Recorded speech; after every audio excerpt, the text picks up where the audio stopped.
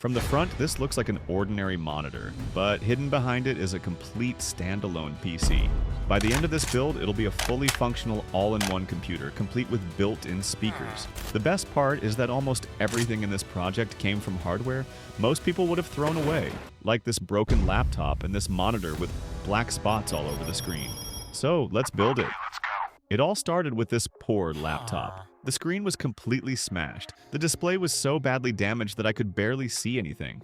And there's a huge dent along the edge of the chassis, courtesy of me accidentally dropping it. You might remember this machine. It's the $1 laptop I was lucky enough to buy about a month ago. At this point, there's no way I can use it like a normal laptop anymore. But before giving up on it, I needed to find out whether the important parts, the motherboard, CPU, and RAM, were still alive. So I plugged it into an external monitor.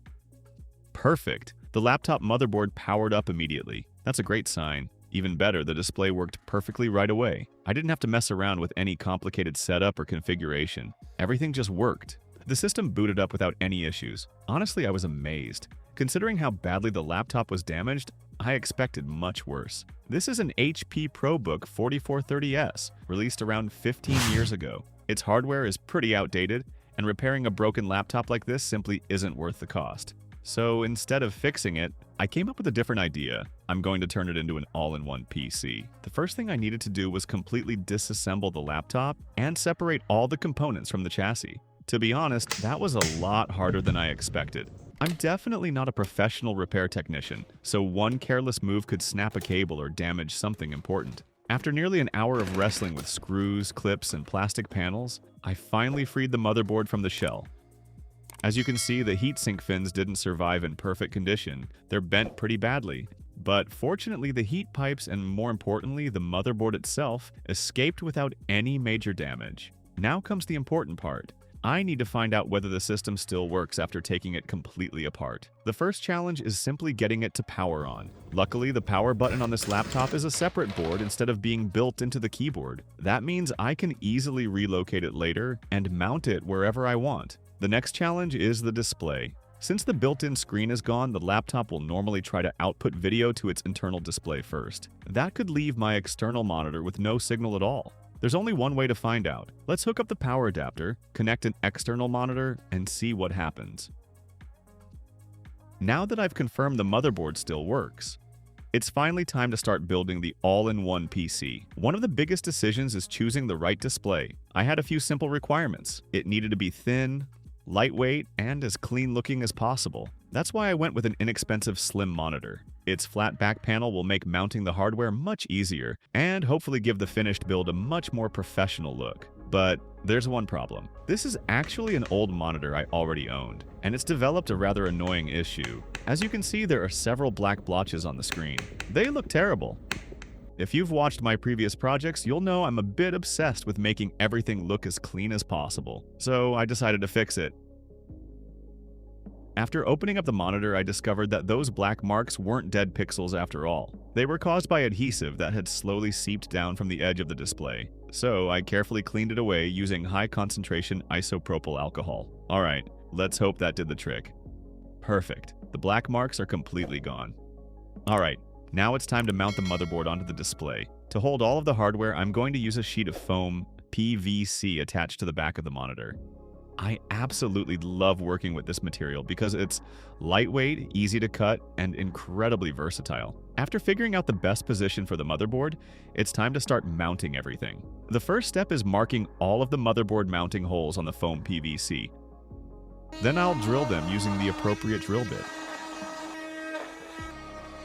On the backside, I'll countersink each hole so the screw heads sit flush with the surface and won't interfere when the panel is mounted against the back of the monitor. Next, I'll install a set of 8mm motherboard standoffs. But before attaching the motherboard, I'm going to wrap the foam PVC with a layer of carbon fiber vinyl.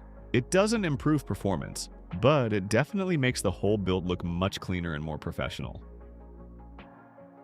Now, I'll install the remaining standoffs and secure the motherboard in place.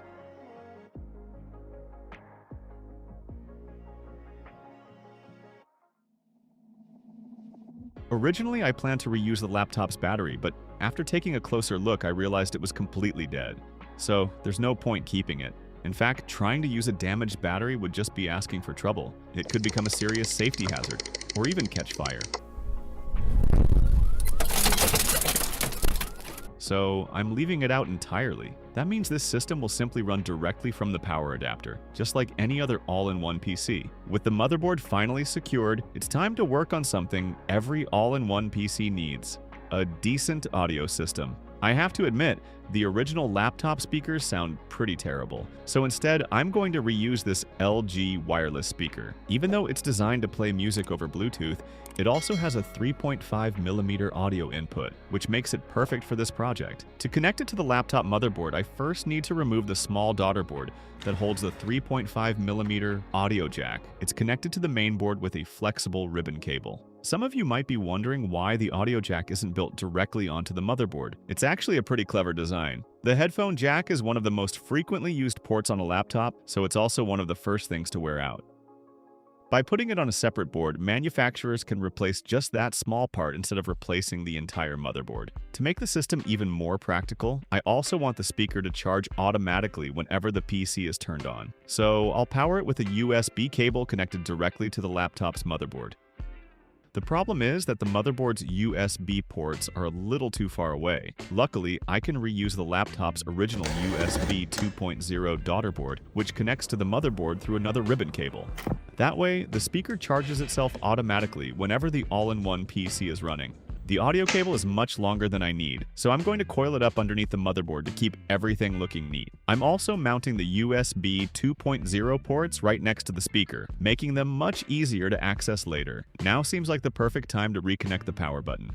After that, I'll permanently secure both the motherboard and the speaker in place. At this stage, the system is almost ready to use. There's just one important component left: the storage drive. Installing it is easy enough. I just need to connect the SSD to the motherboard. The only problem is that I don't want it moving around inside the case. My solution is simple. I'll place a small piece of foam PVC underneath the SSD as a support. Perfect. That holds it firmly in place. Next, I prepared 3 strips of foam PVC, each about 5 centimeters tall, to form the outer frame of the all-in-one. I'm only installing 3 sides for now. I'll explain why a little later. To give the frame a cleaner finish, I'm cutting both ends at 45-degree angles, so they meet neatly at the corners. Then I simply glue all the pieces together. That's one of the reasons I love working with foam PVC. A little glue is all it takes to build almost anything. When I got to the third side, I ran into another issue. I needed to cut openings for all of the USB ports, HDMI, and the other connectors, so I could still access them after everything was assembled. Thankfully, everything lined up perfectly. But then I noticed one more thing. The laptop's cooling system exhausts hot air from this side. Laptop designs always leave this area open for airflow, so I also need to cut a vent here to make sure the hot air can escape properly. After that, I'll glue the final side panel into place to complete the frame. Next, I'll wrap the entire outer edge with carbon fiber vinyl, so everything matches and the finished build looks much cleaner and more professional. Alright, now it's finally ready for its first power on. My plan is to build a rear cover later, turning the whole thing into a clean enclosed box that hides all of the internal hardware. But before I spend time making that final panel, there's one thing I absolutely have to do. I need to make sure the entire system actually works exactly as intended.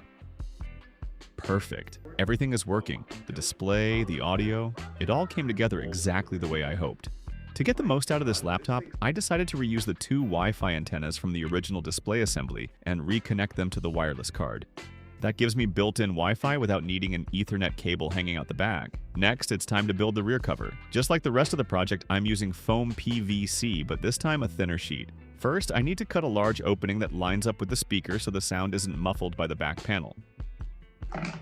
Then I'll make another opening directly above the CPU cooler, allowing the fan to pull fresh air in from outside instead of recycling hot air trapped inside. Finally, I'll secure the power jack to the edge of the case using 2 small foam PVC brackets. That way, plugging in the power adapter feels just like using a normal all-in-one PC. As for the power button, the original one is tiny. Pressing it directly would be pretty inconvenient, so I took a closer look at how it actually works. Turns out all it does is momentarily short 2 contact pads beneath the switch. That gave me an idea. I grabbed a much larger push button and soldered it directly to those 2 contacts. Now let's see if my plan actually works. Perfect! It works exactly the way I wanted. All that's left is to drill a hole in the side of the frame, mount the new power button, and just like that, it's done. Next comes one of the final steps, wrapping the top cover with carbon fiber vinyl. It really helps tie the whole design together and gives the project a much cleaner, more finished look.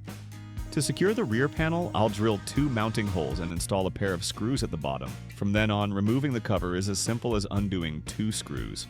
You'll probably notice that I left the bottom edge open. That wasn't an accident. It allows fresh air to flow through the system more easily, improving overall cooling. Next, I'll attach the 2 external Wi-Fi antennas to the bottom of the case to give the wireless card better signal reception. And with that, my DIY all-in-one PC is finally complete.